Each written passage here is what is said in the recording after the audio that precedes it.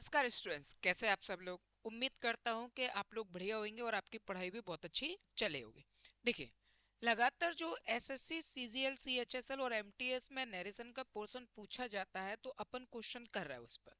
मैंने आपको बताया कि किस तरीके से आपको कीवर्ड पकड़ना है और कीवर्ड में भी आप कौन सी चीज को ज्यादा पकड़ोगे।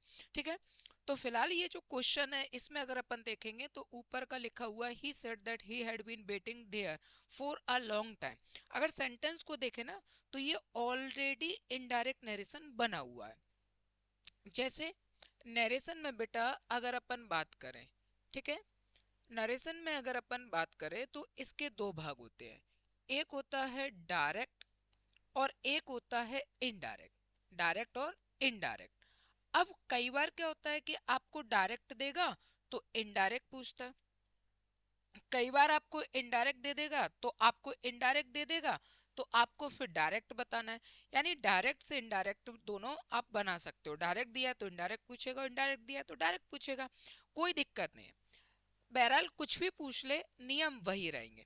तो डायरेक्ट में अगर अपन देखें कोई भी चीज प्रेजेंट है तो इनडायरेक्ट में बेटा अपन उसका क्या करते हैं, पास्ट करेंगे। क्या करेंगे, पास्ट।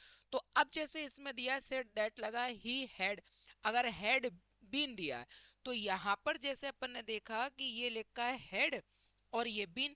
अगर ये हैड बीन है तो पक्का इनडायरेक्ट में क्या रहा होगा, हैज और हैव बीन। ऐसे नहीं, इसका मतलब यहाँ पर क्या रहा होगा, हैज बीन या फिर इसके अलावा हैव बीन। ठीक है, तो ये हैज बीन और हैव बीन में रहा होगा। तो आप देखो हैज बीन और हैव बीन कहाँ है, तो यहाँ पर हैव बीन, हैज बीन और ये एम है, हटा दो एम को, कम से कम एक तो हटा। अब अपने पास तीन बचे, तो यहाँ पर ये आ गया। अब अपन देखेंगे आगे गए तो ये लिखा है देयर। ठीक है, ये तो था अपने लिए पहली बात। अब दूसरी देखेंगे, अगर आपको इनडायरेक्ट में देयर मिल रहा है तो पक्का है डायरेक्ट में क्या होगा, हेयर होगा। ठीक है, क्योंकि प्रेजेंट का पास्ट करते हैं तो जैसे अपन इनडायरेक्ट से डायरेक्ट बनाना है तो पास्ट का प्रेजेंट ले जाओ। तो यहाँ हेयर लिखा है ना, तो जैसे यहाँ पर अपन ने क्या लिखा, हैड बीन का क्या लिखा अपन ने, हैज बीन या फिर इसके अलावा हैव बीन, ये होगा। वैसे ही अपन ने यहाँ पर देखा कि देयर लिखा है तो देयर का बेटा क्या होगा, हेयर होगा। अब देखो हेयर कहाँ लिखा हुआ है, हेयर, हेयर और ये देयर का देयर है, तो ये दोनों ऑप्शन, ये ऑप्शन हट गया। हमें तो हेयर चाहिए, अब दोनों में अपन मैच करेंगे। अब अपन देखेंगे कि आई के साथ हैव दिया और ही के साथ हैज बीन दिया। तो देखो सेंटेंस में अगर अपन देखेंगे तो यहाँ सब्जेक्ट क्या लिखा है, ही, और ये लिखा है आई। तो आई को अगर अपन ही से चेंज करेंगे तो यहाँ पर क्या आ जाएगा, ही। और ये लिखा अपन ने हैड और ये बीन। ठीक है, बेटिंग का फोर्थ फॉर्म क्या होगा बेटा, बेटिंग होगा। और हेयर देयर का क्या हो जाएगा, हेयर, फोर ए और ये लिखा लॉन्ग टाइम। इसका मतलब यहाँ पर आई होगा, तभी तो यहाँ पर क्या आया, ही आया है। तो यहाँ पर ही को नहीं रखेंगे तो आंसर क्या हो जाएगा, फर्स्ट वाला। तो यानी अपन ने देखा किस तरीके से कि हैड बीन है तो उसको हैज बीन और हैव बीन में कन्वर्ट करें, और फिर देयर को हेयर में कन्वर्ट किया और फिर सब्जेक्ट के अकॉर्डिंग हमने अपना आंसर ले लिया। तो कहीं से भी कीवर्ड हमको पकड़ना है, पहले हेल्पिंग वर्ब पकड़ी, फिर उसके बाद देयर पकड़ा और फिर उसके बाद अपन ने सब्जेक्ट भी देखा। यानी क्वेश्चन में देखे तो हमें तीन जगह जरूरत पड़ गई, एक हेल्पिंग वर्ब में जरूरत पड़ गई और एक देयर में जरूरत पड़ गई, और फिर कुल मिला के हमें यहाँ पर जो सब्जेक्ट दिया उसकी भी जरूरत पड़ गई। ठीक है, तो आंसर कौन सा हो गया, पहला वाला। दूसरा वाला क्वेश्चन लिखा है please take me to the officer said the visitors. यहाँ पर क्या लिखा है, प्लीज। अगर प्लीज लिखा हुआ है तो यहाँ पर किसका प्रयोग करते हैं अपन, रिक्वेस्टेड का। आप देखो रिक्वेस्टेड उठाओ, द विजिटर रिक्वेस्टेड, ये टोल्ड है, रिक्वेस्टेड और ये वांटेड, दो हट गए। वांटेड है, दो हट गए। अब अपने पास कितने बचे, केवल दो बचे। विजिटर रिक्वेस्टेड देम, और यहाँ पर कॉमा इनवर्टेड कॉमा की जगह अपन किसका प्रयोग करते हैं, टू। टू के बाद टेक, टेक आ गया। और मी को विजिटर से बदलेंगे तो मी की जगह क्या आ जाएगा, हिम आएगा। तो यहाँ पर हिम आ रहा है। ठीक, तो यहाँ पर ये हो गया। अब दूसरे वाले को और मिला देते हैं, तो दूसरे वाले में केवल क्या आ रहा है, 4 आ रहा है, हटा दो, आंसर क्या हो गया, फर्स्ट वाला। वैसे यहाँ तक नहीं देखोगे, हिम वगैरह पर भी नहीं जाओगे तो भी आंसर आ गया, क्योंकि इंपेरेटिव में हम 2 का प्रयोग करते हैं, 4 का प्रयोग नहीं करते। यहाँ क्या दे रहा है, 4, 4 का यूज नहीं करेंगे हम, किसका करते हैं, 2 का, तो आंसर ये आ गया। हमारे पास कितने ऑप्शन थे, 4, 4 में से 2 ऑप्शन तो हमारे इसलिए हट गए क्योंकि यहाँ टोल्ड है, यहाँ वांटेड है, तो 2 ऑप्शन हट गए। अब बच्चे 2 ऑप्शन, रिक्वेस्टेड और ये रिक्वेस्टेड, ठीक है। दोनों में अपन ने देखा तो कॉमन इन्वर्टेड कॉमा की जगह बेटा 2 आता है, और एक में वो 4 दे रहा है, तो 4 वाले को अपन हटा देंगे, आंसर हो जाएगा पहला वाला। चलिए, इसके बाद अपन अगला क्वेश्चन देखते हैं।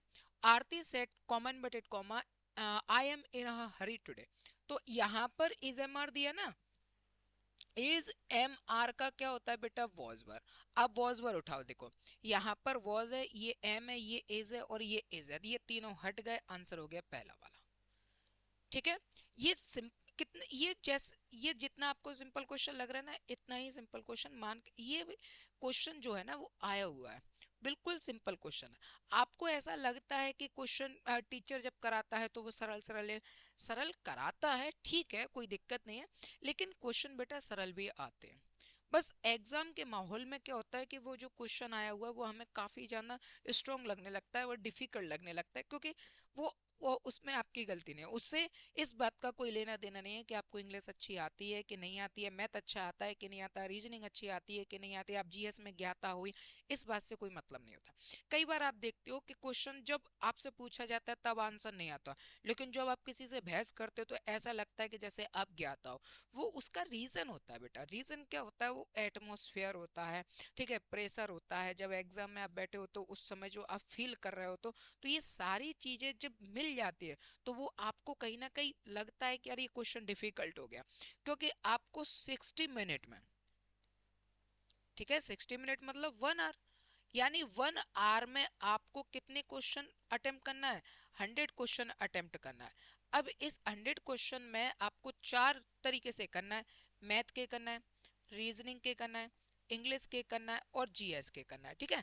मैथ और रीजनिंग में अपना दिमाग भी लगाना है, कम से कम सेकंड, कम से कम समय, मैंने सेकंडों में आपको क्वेश्चन भी पढ़ना है, क्वेश्चन समझना भी है, कौन से टॉपिक का है क्या नहीं है, कैसे करेंगे क्या नहीं करेंगे, और करते करते मतलब क्वेश्चन सॉल्व कर रहा है, अगर सॉल्व करते हुए आंसर आ जाए बहुत अच्छी बात है। कई बार क्या होता है, क्वेश्चन करते करते मान के चलो कि किसी भी तरीके से इधर उधर डिजिट इधर उधर हो गई, तो वो पूरा आंसर गलत चला जाता है, ठीक है।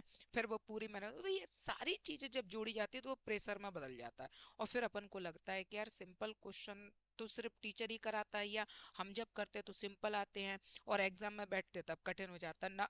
एग्जाम सिंपल भी आते हैं और कठिन भी आते हैं, दोनों तरीके से होता है, ठीक है। इसके बाद देखो अगला क्वेश्चन, सेम, वी आर है, अगर इज एम आर है तो किस में जाएगा बेटा, वॉज और वर में।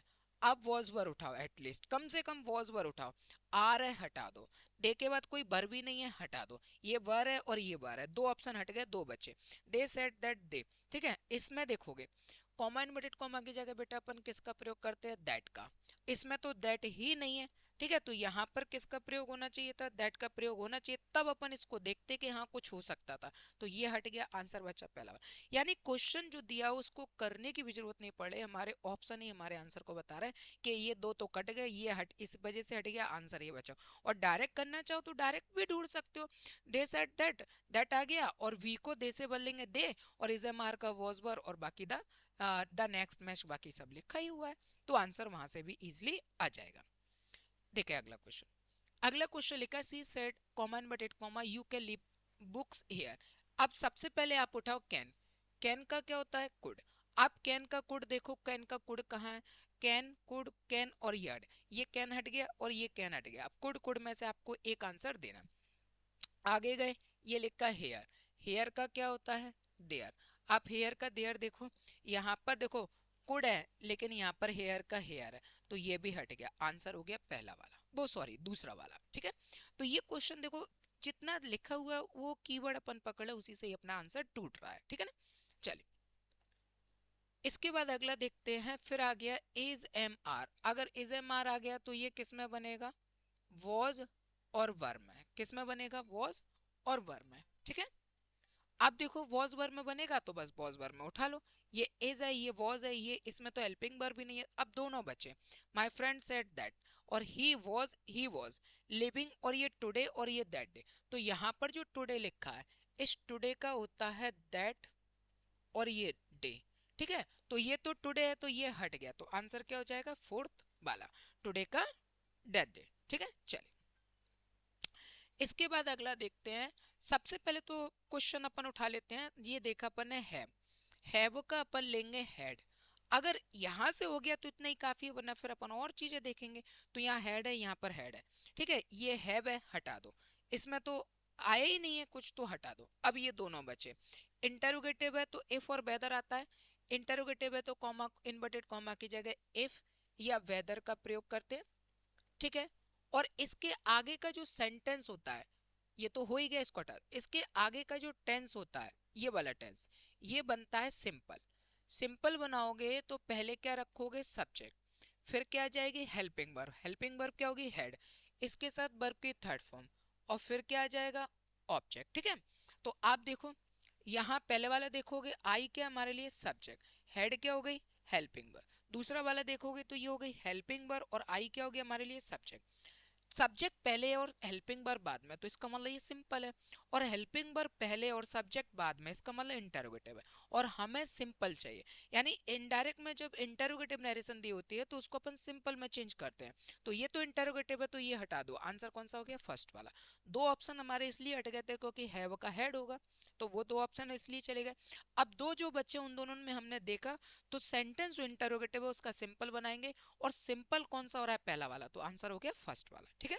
चले इसके बाद अगला, ये लिखा है प्लीज, प्लीज का उठाओ रिक्वेस्टेड, तो सेड नहीं होगा, ये सेड नहीं होगा, बच्चा requested me to, comma inverted comma की जगह टू का प्रयोग करेंगे, टू विजिट हिज कंपनी। ये लिखा है टुमारो और ये लिखा है नेक्स्ट डे, तो टुमारो का हम किस में चेंज करते हैं, द, और ये नेक्स्ट डे में, ठीक है। तो आप नेक्स्ट डे उठा लो, कौन सा आ जाएगा आंसर, थर्ड वाला। और अगर आप नेक्स्ट डे से उठाओगे तो ये दोनों कट जाते, अब दोनों बचे, तो यहाँ पर ये सेट टू नहीं होगा, रिक्वेस्टेड होगा, तो भी आंसर आ जाता। किसी भी एक कीवर्ड से आप मेहनत करना सीखो। जब एक कीवर्ड से आपका आंसर, जितने ऑप्शन कट जाए उतने काट दो, फिर दूसरा कीवर्ड उठा लो। तो जितने आप ऑप्शन उठाओगे उतने, जितने आप कीवर्ड उठाओगे उतने ज्यादा आपके ऑप्शन आपके पास अच्छे से आता जाएगा। इसके बाद देखिए अगला क्वेश्चन, फिर से वही है, इज एम आर है, इज एम आर का बेटा सिंपल सा लिखो, क्या जाएगा, वॉज वर, वॉज वर उठाओ, चारों में ही वॉज वर है, कोई बात नहीं। तो यहाँ पर यू, सेट टू का क्या होता है, टोल्ड, मी की जगह मी, कॉमा इनवर्टेड कॉमा की जगह दैट, आई को यू से बदलेंगे तो यहाँ पर क्या हो जाएगा, यू, ठीक है। इज एम आर के साथ क्या जाएगा, वर, और इसके बाद गोइंग टू अमेरिका। अब आप इसको मैच कर लो किस में आ रहा है, ठीक है ना। तो यहाँ पर यू आएगा, ये आई नहीं आएगा, आई को यू से बदलेंगे तो यू आएगा, ये हट गया, ठीक।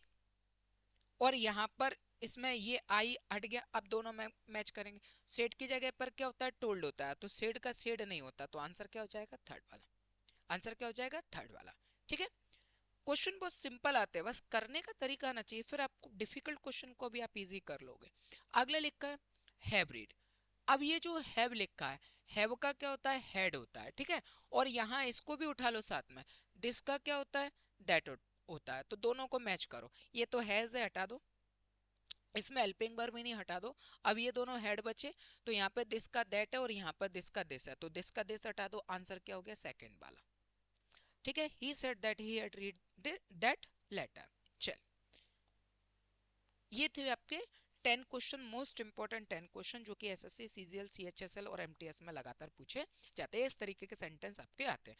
कोई भी ऐसे स्टूडेंट जिनको लगता है कि यार हमारी इंग्लिश कमजोर है, हिंदी बैकग्राउंड से है, ये मान के चलें ग्रामीण से पढ़े हुए हैं, गवर्नमेंट स्कूलों से पढ़े हुए हैं, जिनको इंग्लिश नहीं आती और बिल्कुल हिंदी मीडियम के तरीके से पढ़ना चाहते हैं, जिस ये तो मैंने सेंटेंस तरीके बताए, इसके अलावा आप पूरा कंप्लीट सिलेबस पढ़ना चाहते हैं तो प्ले स्टोर पर द नवलसर ग्रुप ऑफ एजुकेशन की एप्लीकेशन को डाउनलोड कर सकते हो और पेड कोर्स में जाके अपनी लाइव क्लास को ज्वाइन कर सकते हो, और वहां पर आप छोटी से छोटी बारीक से बारीक चीजों को समझ सकते हो, ताकि आप अच्छी इंग्लिश सीखो और अच्छी इंग्लिश सीखने के बाद आप अपने एग्जाम को को भी क्रैक कर सको। ठीक है, तो उम्मीद करता हूँ कि आपको 10 के 10 जो क्वेश्चन बहुत अच्छे से समझ में आए होंगे। अगर किसी भी प्रकार का कोई डाउट रहा हो तो आप बेशक कमेंट करिएगा। नमस्कार, जय हिंद।